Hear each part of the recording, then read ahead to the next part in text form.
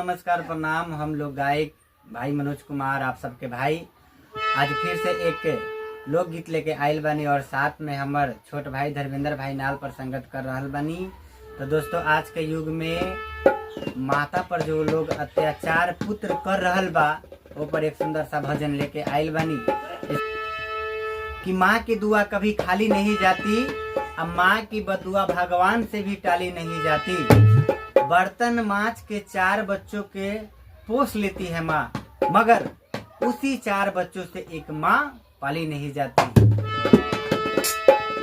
दोस्तों, आइए उसी पर एक सुंदर सा भजन है, सुनिएगा। कैसा लग रहा है तो कमेंट कीजिएगा। और आपका भाई का एक छोटा सा प्रयास है कि 4 गो के पोस देली रे दूधवा पियाई के,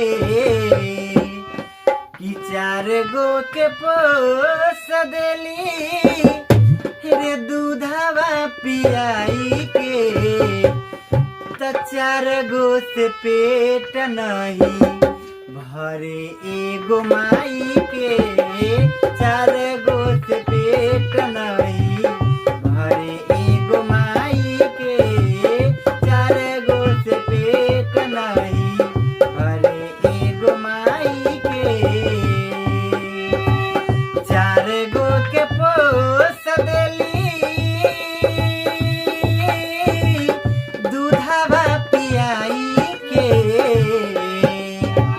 4 गो के पोस देली दूधवा पियाई के, 4 गो से पेट नहीं भरे एगो माई के, 4 गो से पेट नहीं भरे एगो माई के, 4 गो से पेट नहीं भरे एगो माई के।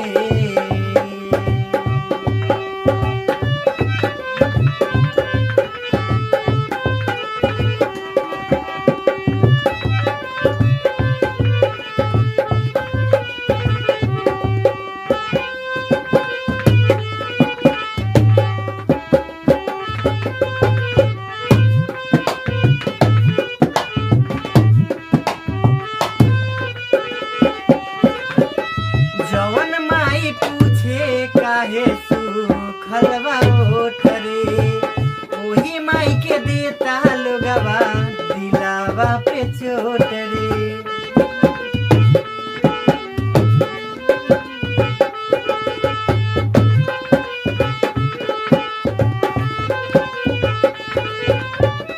जवन माई पूछे काहे सुखल बा ओठ रे, ओही माई के देता लोगवा दिलावा पे चोट रे।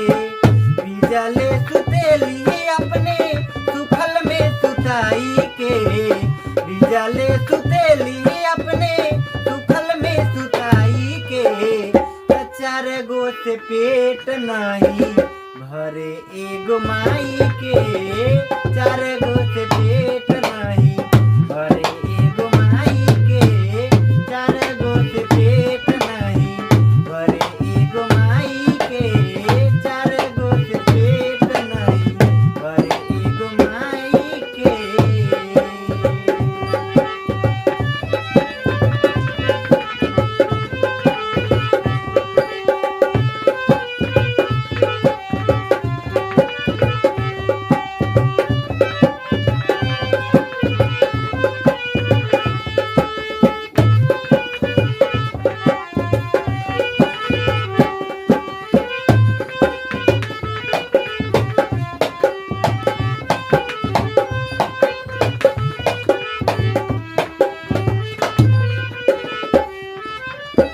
अचरा ओढ़ा के माई दूधवा पियावली, याद कर बाबू तोके गोदी में खेलावली।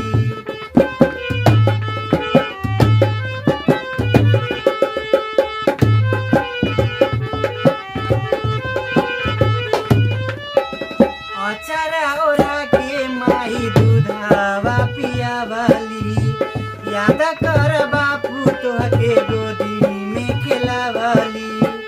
मनोज धर्मेंद्र कहे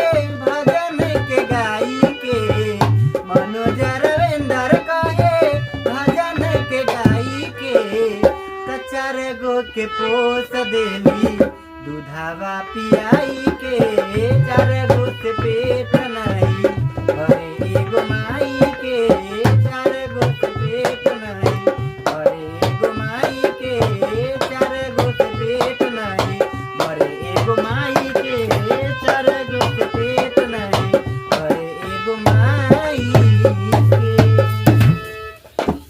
दोस्तों भजन अच्छा लगे तो लाइक कमेंट और शेयर जरूर कीजिएगा। जब तक मिलते हैं किसी नेक्स्ट वीडियो में, जब तक के लिए धन्यवाद।